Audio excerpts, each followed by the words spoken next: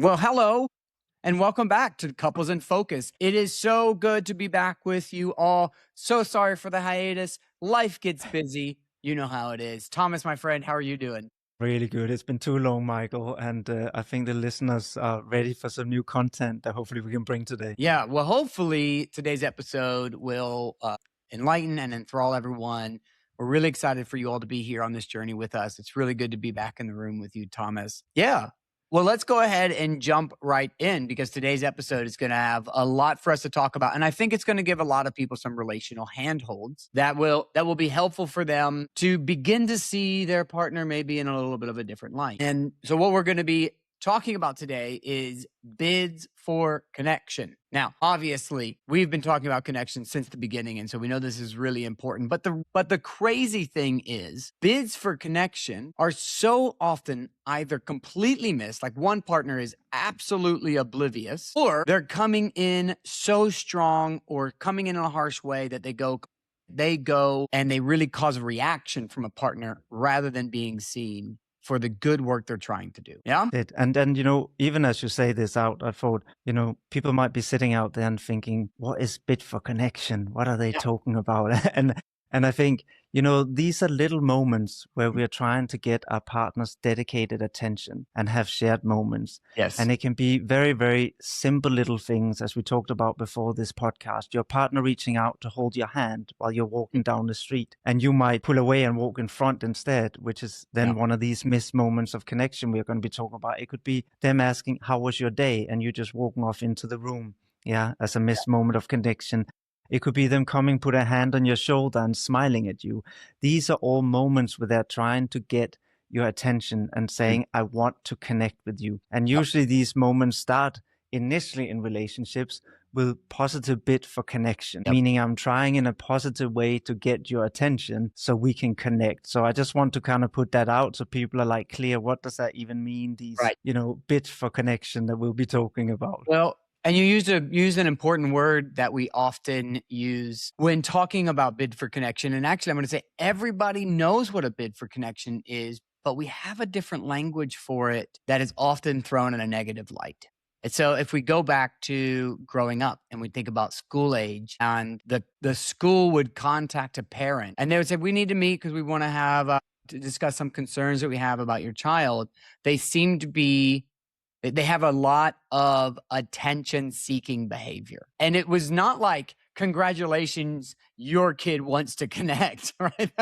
That would be not the story that the school is calling the parents for. What they're saying is your kid is being a problem. And so we use that phrase, attention-seeking behavior. And I think what it's done is it's made the idea of attention like something is wrong with you if you want attention. If I go back and instead as an educator or a teacher, this is like in the 90s and 80s and 2000s. If I go back and I begin to relabel these moments from kids, not as attention-seeking behavior, but if I were to begin to look at kids through the eyes of attachment and say, these are bids for connection, something is happening here, this would begin to put a different spin on what we're seeing kids do. So I think it's really important that as I say bids for connection, that you may know it as attention-seeking behavior, but what we're talking about is behavior that's designed to get the attention of a partner or a parent in a way that can hopefully, right? It's the hope of some kind of connection. And unfortunately, these moves, these bids often go either unnoticed or unresponded to. And or once, as you were saying, Thomas, if we go around and around and around and we keep trying, eventually they become quite critical remarks and all those things. So we'll get there in a second. But when bids for connection come in a harsh way, it is really hard for partners to see what's happening underneath. So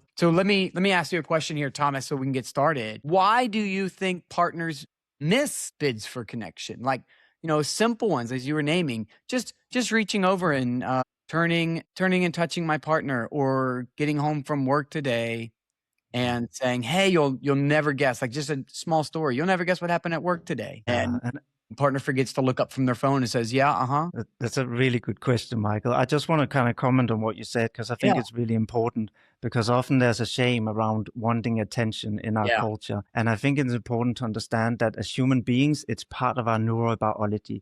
We are social being. We are designed and wired to want closeness and attention from other humans being. And I always say, maybe we can see, we're all familiar with economics in some way or form. The dollar is the global currency. Well, attention is a global currency of Yeah. being able to feel these moments of Yeah. connection. Yeah. So if we take away attention, we start starving them or slowly bankrupting them. Right. And if somebody goes bankrupt, they eventually have to break a window and take some food. And Yeah. this is, as we were talking about before with the example with a child, that a child would normally come initially with positive expectation and want to connect and ask, hey, you want to play, daddy? If every time they're met with, no, I'm busy, no, Yeah. I'm working, no, I'm tired, then yeah, they might go create a mess. And you might come and tell them off or think you're so annoying or you're being loud, yelling at Yeah. your sister, when actually this is them now slowly adapting their desperate attempt at getting your attention. It didn't work to come and say, Daddy, can you play? So now I'm trying to shove my sister in the hope that at least when she screams, Daddy is going to come. And it Yeah. might be negative attention, but it's important to understand for a social being, negative attention is better than no attention. That's right. Right? No, absolutely. So I just want, because you mentioned that example about the school, and I think it's important to see often when we say kids are misbehaving, Yeah. that often it's that negative attention for them is better than no attention at all. Yeah, even if that means, but I think you asked a good question, which I think was, why is it that we miss these moments where somebody comes to us and try to reach out, try to hold our hand? And I think there can obviously be quite a few different reasons for why we might be missing them. One might be a lack of awareness around that these are moments of connect. We might not have had a model of somebody coming, holding our hand, or somebody asking us how our day was. So this might not have built into our nervous system and perception as being somebody trying to connect with us. And therefore, we might totally miss them. Of course, that could also be the reason that I know for a lot of couples, especially after children, live in this constant state of overwhelm, of feeling tired, of feeling drained. And so we lack more and more resources to be able to actually give dedicated attention. So I think there can obviously be a wide variety of reasons, but I'm really curious of hearing for you, Michael, what you feel are maybe some of the core reasons that people miss this. Yeah, I think you're spot on in saying sometimes we're just not even aware, right? Sometimes we don't realize our partner doesn't care about telling us about their day at work. It's not really about the day at work. It is about being able to hold your attention, make eye contact with you, and feel connected. And some partners might think like, this is really annoying, or like, why are we doing this? And their system is so used to not reaching for connection that they're not looking for those bids. They're not looking for those cues from their partner that says, hey, I want to connect with you. So often in my work, when someone says, yes, all I wanted to do was share with you so that we could have a conversation, just so that we could interact. And their partner goes, really? And I'm just like, yes, really. It's just to share a moment. And, they could be talking about anything. Right? It is not so much about the day at work or any of that. One of the things that I think about that I do with my kids so often is whenever I get up in the morning and I wake up early, I usually wake up before the sun rises. And if one of my kid gets up, one of the things that I'll do is I will notice like the colors in the skies coming up, and I'll say, hey, that is a beautiful sunrise. Come outside and look at this with me.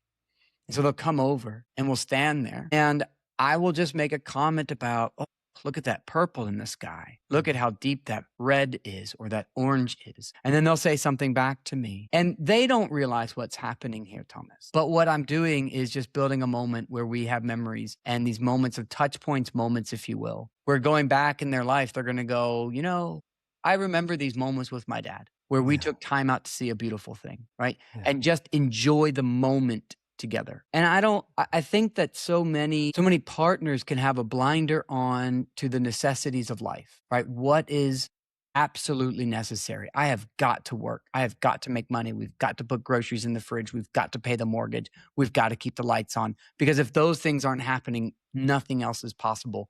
And in some of their environments, that is like every ounce of energy they have to give, right? And so when other bids for connection come along, their body's exhausted. They're not they're not thinking about the bid for connection itself. And they just don't realize like these little moments are not about the dog that looks cute on the street they're pointing out, or the moon that's coming up in full, or the hard day they had at work. Like just walking in and sighing and going, woo, what a day. You if you don't know that, woo, what a day is a bid for connection, you're going to go, uh-huh, sure was. Yeah, And then the moment that's right. stops.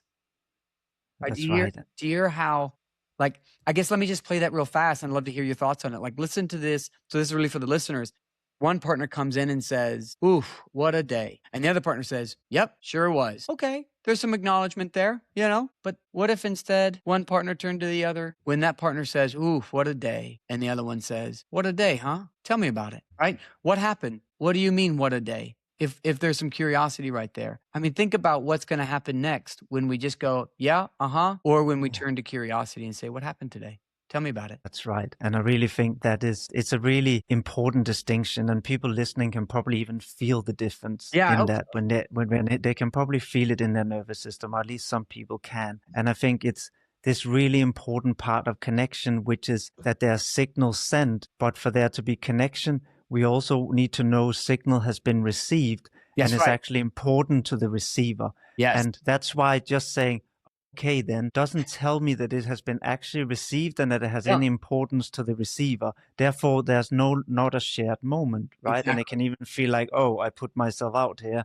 and it just Mm, fell flat, right? It fell right. in the gap of the abyss. And this was a great example that you just gave here of the very small difference and nuance in how this is, or it could even be somebody coming in and actually being excited and saying something amazing happened, and the other one turning, why are you telling me about this now? I'm just trying to get the kids to bed. Yeah, yeah, yeah, yeah. And it Well, and it's not that it's not valid, that you're busy with something else. That's valid. However, these are little moments where one person is putting themselves out there. It's yeah, like if they're trying to grab your hand and you pull the hand away. yeah. Whatever the reason might be for that, and maybe it's a legitimate reason sometimes. However, it's still important to understand the impact of these moments. And even if for whatever reason we can't engage in that moment, to let our partner know, I hear you. And in a moment when I'm just done with this, I'll give you my full attention. Because, of Yes. course, we also recognize that nobody can 100% of the time No. be absolutely perfect and turn around in every moment and saying, okay, so tell me about it. Sometimes the kids are screaming, we need to do X. But it's important to still acknowledge that that moment happened, that we heard it, and that we want to engage more. That's right. Otherwise, we cannot just let them drop into that abyss, right, on their own, standing there with a sense of rejection or that we don't really care that much. No, Thomas, that's such a great point about like a signal that goes out wants to know that the signal reached its destination. Yeah. Right. And then what happens when a bid for connection begins to, like, if I send that bid to my partner and I say, ooh, what a day. And my partner goes, yeah, sure was. Like, there's just like this drop, right? It's a steep drop off because nothing happened with it, right? And when that bid goes unresponded to, for the most part, couples can handle that if they have a regular schedule of connection, right? Not every single bid I offer my partner, my wife, gets answered and received, in this curious way that I'm naming. But because my bids for connection get regularly received, some bids fall flat and it's like, okay, no big deal. But if all my bids fall flat and I don't have a good way to get your attention and I don't know how to send a good signal that will get you to engage, that's where people start to get really stuck. Exactly. And this is so important what you're saying. I really like the example and what you just shared about your wife and you, because, we have to again come back to this, that the brain is a predictive organ trying to predict the future. So experiences that we have repeatedly become the dominant model for what we anticipate. So that means if most of the time you respond to these, when once in a while you miss it, and by the way, we all do, I do Yeah, as well, of of course. course we do. But then the interpretation will more likely be, hey, he does care, but he was just really busy or distracted in that moment. However, if most of the time they're missed, then the interpretation is more likely to be, he or she doesn't really care. So That's this right. is why it's important to see that the interpretation of that current moment is based on the model of the previous experiences we had of how we assign meaning. And this is why it's okay to miss it once in a while. But when we start missing it on a frequent basis, the interpretation of what's happening in that moment really changes. That's right. It goes, one thing that partners will do is they'll stop trying. Yeah. Right? Because if the predictive model says it's not coming, then eventually, and this is where depression settles in, right? This Mhm. is where we start seeing people very depressed because they're like, nope, there's nothing I can do to get my partner's attention and help them engage with me, right? So I just want to name that, like, people get depressed over this stuff. This is really hard. So I think that's really, really important. And hopefully, like, so if I could just name some real simple ones, like if you're listening in going, oh my gosh, I don't think I've ever realized my partner is offering for bids for connection here. Just kind of go through and make it explicit here. Almost any time a partner asks you to look at something, even if it's a reel, right? If it's some Instagram thing and they lean over on the couch and they say, watch this with me, it's an invitation, usually to laugh or to learn together. Sometimes it's more of a critical bid for connection, and the reel is some kind of expert talking about a thing that makes your partner feel like they're doing it wrong. That's kind of a bid for connection as well, but not so nice of one. But all of these, look at that dog, right? Or, hey, do you want to go do the grocery shopping with me? It's just a bid for connection. It's a bid to be together, right? All of these That's are just right. moments. And so if you're listening in going, I've never thought of my partner making bids, because I think what some people think is, if you want connection, just turn to me and say, I would like to connect with you, right? Which is like, man, it's quite binary. Like, let us have a connection now, please. Like, that's not, your partner's not going to be that clear about it, right? But they are going to make invitations. There's going to be some moments where they just ask you to join with them in some way. And so if you're coming in saying, oh, I don't really know what bids of connection are, listen, tune your ear to those, because they're really important. They're so important. And I think, Mike, maybe we can even talk a bit about what are actually the consequences and what does it look like when we repeatedly miss these? Because, I remember somebody who came in to my office a while ago and said, I actually feel physical pain when this happens. And I think this is important because, as you also described, this can lead to depression. It's also important to understand that actually when we have repeated exposure to not being met or feeling a sense of rejection, it actually light up the part of the brain that's also responsible for physical pain. Yeah. So people can actually start feeling an actual sense also of physical discomfort. And people with good connections, like when they're with the people they have a good connection with, diminishes the amount that pain registers. It's amazing. That's right. It is. It really is. That was actually one of the most shocking things I ever read. That alone, just the touch of somebody you feel connected and safe with, can reduce your perception of physical pain very fast. But I think it's just so important because how you talked about eventually it can actually lead to depression, and it's so true. And often what we see, and I know we talked a lot about these cycles, a lot of it will often go through, as we talked about with the child first. Hey, daddy, do you want to play? Then it might be, okay, I try to push my sister or I make a mess to get your attention. And if that doesn't even work, then they might actually just collapse and go inwards, right? And that's the same. We actually see the similar patterns often in many of these dynamics in relationships, that initially there's these attempts of connection. When they're missed or outward rejected for whatever reason, then they might turn into this, we talked about it before, the protest behavior, right? Which is a child pushing the sister or somebody coming with a comment, it start getting a bit louder, sounding more critical maybe for you. But eventually, if that again doesn't get them anywhere of getting these little moments of connection, they are going to collapse too, right? Because nobody can sustain that without getting a response and moment of connection from that. Yes. Yeah, absolutely. Couldn't agree more that when these things continually go unresponded to, it's going to come out in some way. And one of the ways we're naming right now is like people turn inward, they go and get depressed and all those things. There's another way your partner might be trying to get your attention. There's some other ways they might be making some bids for connection that have you thinking because I'm just thinking about the people here right now that like are thinking, Michael, my partner is in no way trying to make a bid for connection. They're trying to come at me and make me feel bad. And they're all this sweet, look at the dog, look at the moon. That's not happening anymore. You might be thinking, Michael, my partner gave up on bids for connection. All they do now is they make bids for criticism. And I think we need to turn our attention to the other side of this, right? Because this is important, that even when my kids are screaming and my wife is recovering, give me 2 seconds. 1 second. These are bids for connection, Thomas. There we go. You better go.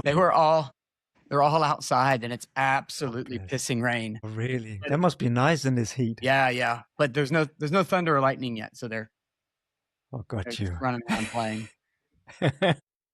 Yeah. So anyways, Thomas. Yes.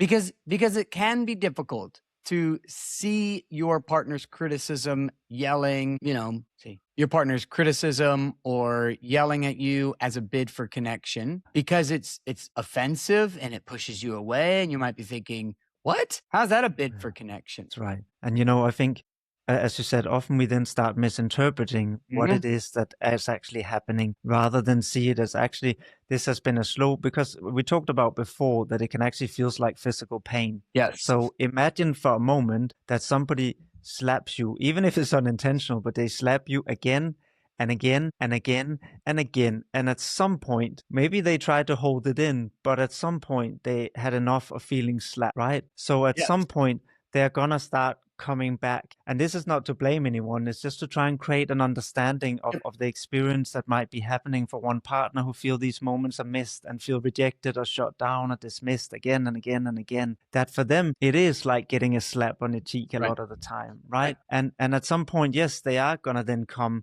and have a more elevated tone or start saying, you never have time for me, or you're always on the phone. And of course, you might hear this as a sense of criticism and think, I'm just tired after work. I'll check my phone a bit. And because we are now talking about the phone, we are completely missing that behind this are accumulation of moment after moment after moment that has been missed. And one person who's been bottling and holding up this pain, which often is very, very painful, maybe sadness, maybe, as I said, different sense of being rejected. And they've been holding this in, and at some point they can't hold it anymore. And because, of course, they haven't maybe learned other way of expressing it, this is a way it comes out that then start these cycles that I know we talked about a lot in other podcasts. And I think it's important to kind of notice that often behind the criticism is what we are talking about today. There are missed moments of connection, and often when we start being able to turn and meet these moments of connection, you will also notice that automatically the sense of criticism just start going down. Yeah. And you'll kind of wonder what happened. Yeah. You used to be so critical of me. Yeah. And now not so much anymore. Yeah. Well, it's when my predictive model begins to change, right? Then my sensitivity to those threats of that disconnection or the threats of being missed, those also go down, right? It's like relational DEFCON, right? When the DEFCON gets worse, we pay attention to more, right? But as we come into a more sense of safety, we pay attention to less. Like we aren't looking at every single micro move that people are making and what could this possibly mean, right? Because as we build safety, we have more assurance that connection is coming. Even when we are disconnected, there's an assurance that connection will be able to reestablish itself. And if if my partner misses a bid, I don't have to raise the stakes to get a bid for connection going, right? So if a partner, just like a kid who decides, you know what, at the end of the day, if I want more connection points, I can get more connection points through misbehavior, then I'm going to choose misbehavior. Just like that, your partner goes, if I can get more connection points from you by having a fight with you, but if I do nothing, then we will sit in silence and there won't be any connection. Then I'll have a fight with you, right? And so I just want to name that's really important. And then I want to wrap up here because there's another type of connection that I think is so important for people to recognize. And actually, it was in reading a John Gottman book, and he called it sliding door moments. And I thought this was really lovely. And the sliding door moments are moments of connection that have no negative consequence if I don't do them. Okay. So it's a moment where your partner may not have noticed you noticing them, but you noticed some level of distress on their face or something looks heavy. But your partner, it's not like your partner saw you seeing them and then you turn your back on them and walk away, right? That's a negative. But there are often moments of connection where I can choose to go do something else, or I could choose to go to my partner. And not saying we always choose our partner. Sometimes we choose something else, and that's totally fine. But there are sliding door moments. And one of the ones John Gottman recalled was he was going to bed and he had a novel he wanted to read. And he was really excited to get to the end of it. And then he saw his wife and he could see it. Like he saw it out of the corner of his eye. He just knew because he knows his wife. There's something has happened today. And he's like, I could just go to bed and read my novel, which is exactly what I wanted to do. And there would be no negative consequence for that. It won't hurt our connection, but it was an opportunity to deposit more into that safety account, right? And so he goes, of course, I sit next to her and we have a chat because I noticed right? And that kind of noticing our partner, that kind of seeing a moment for connection, I think is so invaluable in relationships because it even tells our partner, I see you even when you don't know I'm seeing you, right? That's it. Yeah, I really like that. And also, I know we are wrapping up, but I think I just want to say, because what you're highlighting here is also that not all moments are equal. And that's also why I think we have an episode actually on attachment injuries. Yes. And that's why we have a term for it, because yes, we can, of course, miss a little moment where our partner maybe wanted us to go for a walk and I didn't really get what she was hinting at. So I missed that, right? And that's not necessarily going to be devastating and have a long-term negative impact on our relationship. However, if she tells me she's having a cancer screening tomorrow at hospital and I just said, oh, okay, hope it goes well, then that could have a huge negative consequence. That's not going so because well for you, buddy. that's right, because this was a very significant moment of her being in distress and needing my connection. Yes. Yeah. And if I'm not able to give it, and that's why it's important also to know the different moments, that there are moments where, yes, sometimes we can miss it and it doesn't really have that big consequence. If we have, as you said, on a regular basis, filled up that little bucket. However, there are moments that even if you have a full bucket, it's really important to pay attention. It's really important to turn towards your partner, even if you're in the middle of putting the kids to bed, even if you're in the middle of doing some work stuff.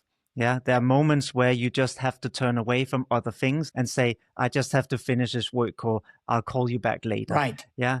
And they might get pissed with you, but trust me, it's much better than having to do 2 years of repair and therapy because you have to try and repair that attachment injury. You are absolutely correct. Yeah. Well, thanks for bringing that piece up. Yeah, no, I'm just going to carry on from here. You know, Thomas, you're absolutely right. Like I tell people all the time, these little moments, they are they cost me a lot less than years of therapy repairing not doing these little moments. Yeah. So I appreciate that. That's a really good point. And that's a really important part. Well, I think we ought to go ahead and wrap this one up. Good fun. And hope people are taking something from it. Yes, absolutely. So just as you're listening in, be sure to pay attention to see if you can start catching your partner and their bids for connection. Until next time, Thomas. We'll see you. Have a good time over there on the other side of the pond. Sounds good. See you, mate. See you.